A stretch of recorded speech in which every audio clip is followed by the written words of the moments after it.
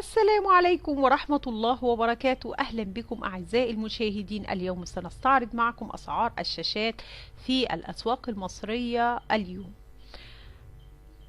سامسونج 48 بوصة ب7100، سامسونج 40 بوصة 6400،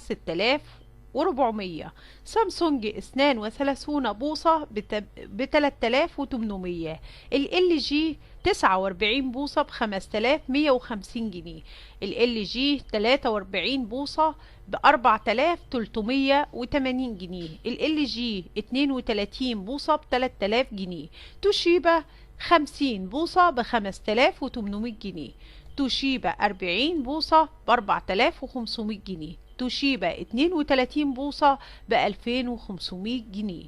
شكرا لاستماعكم الفيديو، برجاء الاشتراك بالقناة ودعمكم لنا، وجزاكم الله كل الخير.